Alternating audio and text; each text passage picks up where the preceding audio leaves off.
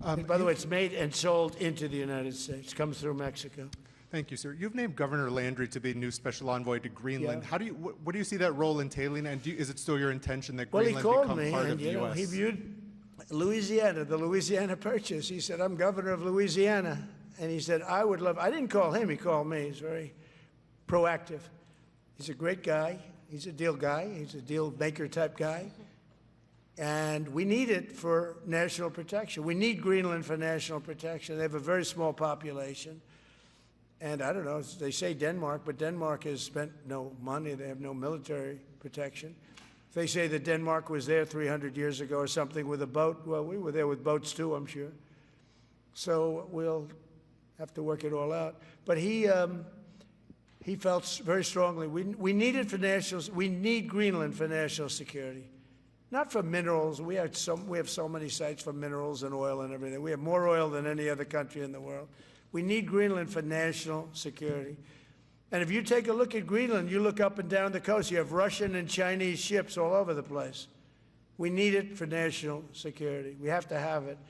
And he wanted to lead the charge. So we're making him, Marco, today, a special envoy to Greenland. Greenland's a big deal. Yeah.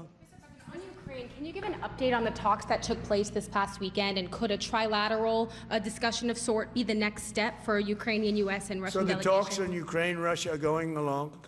They lost, as you know, 27,000 soldiers last month, mostly soldiers, some people in Kiev, etc., but mostly soldiers. And the talks are going along. And I say that, you know, there's tremendous hatred between these two leaders, between President Putin, President Zelensky, tremendous hatred, and I hope we can get it done. We are talking. Talks are going okay, but, you know, I've solved 8 wars, and Thailand is starting to shape up. You know, they started with Cambodia. They started up again, but I think, Marco, we have that in pretty good shape to have that stopped. So we stopped 8 wars, and I thought this would be in the middle of the pack, but maybe easy, but in the middle of the pack. But there's a lot of hatred between those two people, and when there's hatred, there's, you know. But we stopped one war 38 years, one war 35 years, one war was going on for 32 years. And we stopped, think of it, we stopped a potential nuclear war between Pakistan and India. And the head of Pakistan, highly respected general, he's a field marshal, and also the Prime Minister of Pakistan said, President Trump saved 10 million lives, maybe more, by getting that war. You know, 8 planes were shot down. That war was starting to rage. And he actually said the other day that President Trump saved 10 million lives, maybe more. So we solved all these wars. The only one I haven't solved yet is Russia, Ukraine. Are you still pushing for the Christmas Day deadline with Russia and Ukraine? And have you spoken with Putin or Zelensky, or plan to push the deal? I'll do whatever I have to do. I mean, I'd like to see it stop. Look, we don't lose any money on that war anymore. You know, Biden gave $350 billion, and who knows what happened to it. We now sell missiles, planes, all of the best military equipment. We sell it to NATO. We got NATO to go from 2% GDP to 5%. Nobody believed that to this day. Nobody's going to write that, but nobody believed it. And they take that money and they pay it to the United States for weapons. So we sell weapons to NATO. We sell full price. We sell weapons to NATO, and NATO takes those weapons and probably distributes them, but gives a lot of them to Ukraine. So we don't lose any money like we did with Biden. He was spending money like a fool. He was a fool. What he did to our country is so horrible. But he gave $350 billion between cash, gave a lot of cash, $350 between cash and weapons. You remember at the beginning of that whole thing, I gave them javelins. Javelins are the anti-tank busters. And President Obama at the time gave them sheets. I gave them javelins.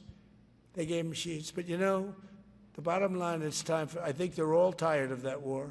Everyone's tired of that war. It's got to stop. Yeah, please. The U.S. was in active pursuit of a sanctioned oil tanker yesterday. Are you able to share what became of that tanker? Was the U.S. able to seize it? No, it's moving along, and we'll end up getting it. Yeah, we're actually pursuing it. Can you imagine? Because it came from the wrong location. It came out of Venezuela, and it was sanctioned. Yeah, please. Ultimate goal in Venezuela to force Maduro from power? Well, I think it probably would. I can't tell that. That's up to him, what he wants to do. Would you I think it would be smart for him to do that. But again, we're going to find out. Look, Venezuela did terrible things to the United States. They sent hundreds of thousands of people, millions of people, into our open border. They sent their criminals, they sent their prisoners, they sent their drug dealers, they sent their mentally insane and incompetent people into our country more than any other country. Others did too. The Congo did. Others did too. And we just let them come right in because we were run by a stupid president. But you don't have a stupid president anymore.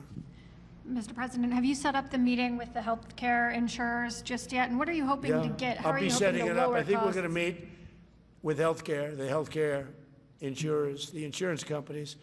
So what I'm asking for in healthcare is very simple. Obamacare is a disaster. I call it the Unaffordable Care Act. Unaffordable as opposed to, it's unaffordable. They're going to have a tremendous increase in premiums, which is Obamacare, which is them, the Democrats' fault. They'll try and blame Republicans. It has nothing to do with us. It's the Democrats' fault. What I want to do is we spend hundreds of billions of dollars a year that go to insurance companies. I want that money to go to the people and let the people buy their own health care. And everybody loves it. It's become our issue. Now, before I do that, I'll meet with the insurance companies, just as I met with the drug companies. As you know, we're meeting with 4 other drug companies, Johnson & Johnson, but they've all agreed. We're meeting with them this week. It's coming up. It'll be a similar meeting. They've all agreed. But nobody would have thought the drug companies were going to do what they did, where they're giving away free drugs. They've been so great, okay? And we have most favored nations. Nobody thought that was possible. I don't think any other president ever tried to get it because they never thought they could.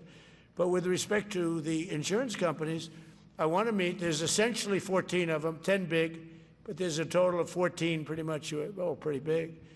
And I want to meet with them, and I want to say, I want you to cut your rates way down, way down. And maybe if they do that, we'll be able to not cut them out. We'll be able to continue to deal with them, which is probably a little easier process. I think the best process is pay the money directly to the people, let them buy their own health care.